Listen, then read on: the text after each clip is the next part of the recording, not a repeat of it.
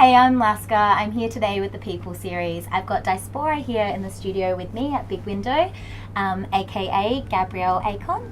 And yeah, welcome Looking forward here to with chatting us. to you, Laska. Yeah, can't Should be wait. interesting. Spending days in Adelaide, the nights dream chasing. Where do you find the strength to channel your music? So when you get inspired to write your lyrics? I think that's an overall life question, because a lot of music is like a representation of myself. So even when I used to play sports or even academics, it's just like a natural foundation that I had, spending several years of my I think adolescence in a refugee camp where it was one of the hardest living conditions. So that, as a person from the core, that strengthened me. So in everything that I did, I always drew strength from that, where I'm from and where I'm going. So yeah. So you've got your core, and then, how does that creatively inspire you? Like, how do you formulate from those feelings internally to get into the beats, into the rhythms? As much as I draw strength from my past, a lot of my stuff is informed by my need to change the future. So when I do a song, the first thing I think of is, what do I want to talk about? And is it a conversation that I need to have or spark right now? Is it a conversation that can wait? So once I'm informed under those circumstances, I can go either find a beat from this crazy amount of upcoming generation of producers from a global perspective, or a couple of the local guys who we've been working with, hit the studio and bring the idea to life.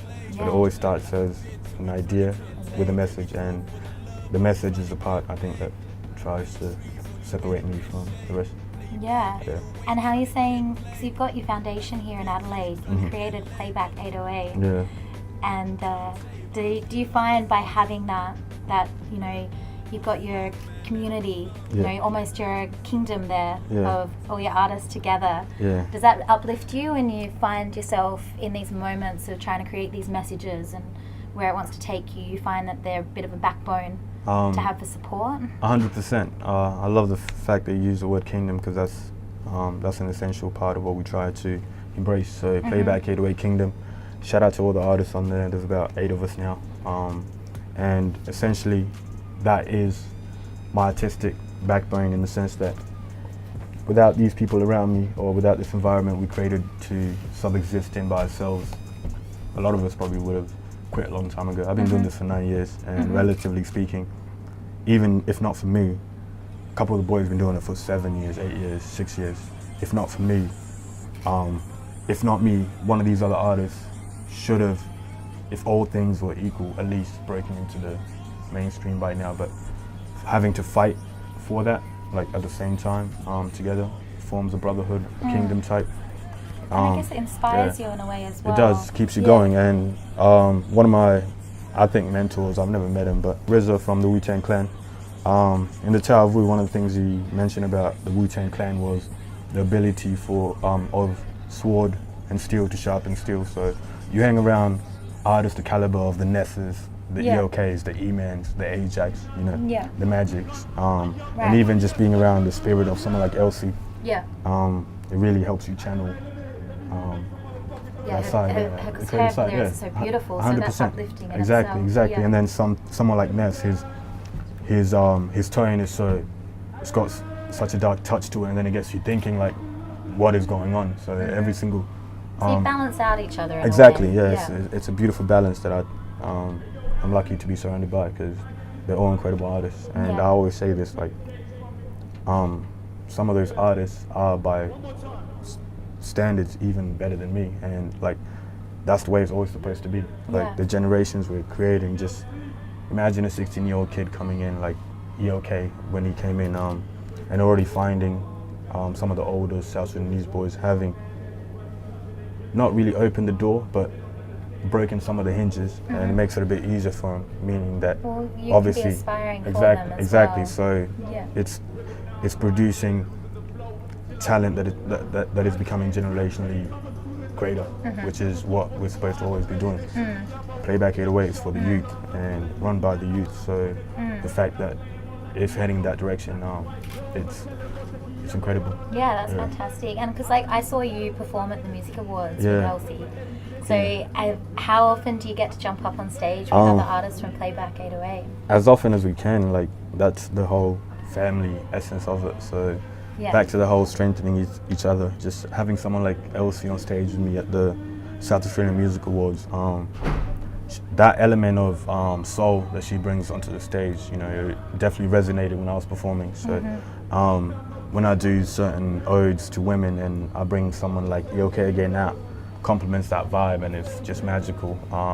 Get to the storytelling side. It's empowering. Get to the storytelling side with one of my closest brothers, my actual cousin, E-Man, and it'll be about some real, like, you know, life situations, and he might come out. We'll do a show together based on that. So depending on the environment we're going to battle in, essentially creatively battle in, I feel like we formulate our soldiers based on that. So. Yeah, and it's a very positive platform that you're creating, though. It is. Yeah, it is. Even though like some of the messages and some of the core and the depth of it might be, that's what I was saying, coming from a stronger place. But fundamentally, you're trying to set yourself out there 100% to bring in that, you know, other levels of other creatives. Yeah, 100%. And that's what we're opening up ourselves to do. Yeah. As an independent label in the south of Australia, where hip hop is not really, you know, a thing that people you know consider like an export even yet. Even though we got people like Hilltop Hoods who originate from places like this, people like All Day, people like TK. Essentially, like leaving that footprint in a city like Adelaide. We owe it to a place like this. A lot of us have this this willingness to do good for a place that did so much for us. So essentially, a lot of the messages and a lot of the intentions are going to be positive. Yeah. You never want to do anything negative to someone who you know helps you or does good to you. So that's the essence of where the positivity comes from, and also just a lot of our life experiences.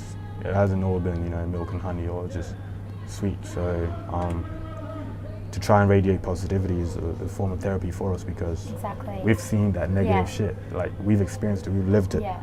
And we've seen what it can do. Exactly. And we've also seen in glimpses what positivity and essentially overall love can do. So that is what we've interjected into our overall ethos. And I guess that's the heart of your kingdom that you're creating. It's the heart. There's like where we like my culture emphasizes it a lot, the Dinka people. So strength is formulated from grit and perseverance. That's the equivalence. The closest thing I can like think of it in terms of Western culture, but there's this thing they call the heart, you know. So the fact they use that word was perfect. Yeah, that's exactly what it is. The heart, just perseverance, and never quit. Because So Playback 808, you've created this platform now that's got this diverse group of artists, but with the same core ethos to everyone. So, you know, you've got this amazing platform that you've now created. Where are you going to take that next for yourself, more so than anything? We want to hear about DyspOra. You know, where's Dice going to go? So Dice is on a mission to save the world, but like, and how are you going to save the world? I'm branching out to a whole lot of socio-political stuff. So besides the music, I'm involved in a whole lot of sonic activism. So sonic activist is something that I essentially came up with to describe anybody who makes music, but with a more focused approach on a particular thing. So, for example, one of my targets through music, if I ever get the chance to continue doing it long enough, is to try and end or decrease the effect of something so serious as racism, for example, which is a cancer to humanity, as Albert Einstein's called it. So I've got particular goals that I want to try and achieve in regards to society, but then I also have goals that I want to achieve as a musician. So I want to, like, we can kind of announce it now, so we're going to be playing like our first ever festival, like proper, at Groove in the Mood this year in April. And you're on the lineup for Groove in the Mood. Yeah, they're going to announce that for the local stuff. So we're going to be doing a whole lot of stuff during the Fringe. Got some shows in Melbourne that we're really looking into, like generating again, and just personally on a personal level, just being a spokesperson for our community, which is something that I think having a voice in our community, something we've needed for so long but not had. So personally, my part, kind of meets at the personal musical goals and social impact level. But as Playback 808, the world is our playground right now. We're just a bunch of young artists, young creatives who, for so long, just been doing so much with nothing that when we start getting a little bit of momentum, it's essentially the world is ours, because we've been doing this for 9 years, and to a lot of people it might seem that we haven't gone somewhere or anything like that, but Well, I feel a lot like of great you're things. pulling it back to be the balance between it both. Exactly, balance is the key to everything. So essentially just moving forward as an independent label, developing more of our acts and just getting more people involved from different backgrounds and different stories to tell, and just reach more people.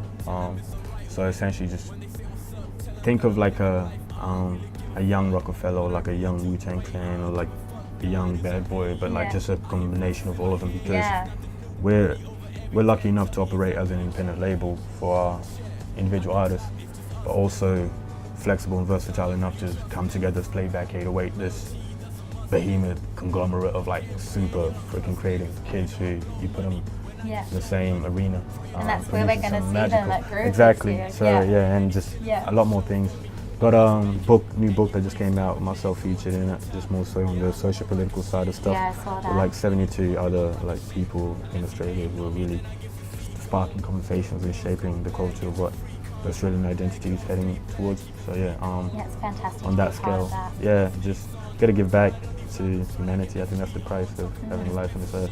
But at the same time, you gotta chase your dreams. So I want to somehow find a marriage between those two things going forward. Yeah, it's been incredible. You've been sharing so much with us here today. Sharing is caring. Exactly. You gotta share. It's been beautiful having you for the People series. I enjoy talking to you, Laska. Yeah. Looking forward to the next one. Yeah, can't wait. Yeah, 100%. Good to see you. Thanks, guys. Take care.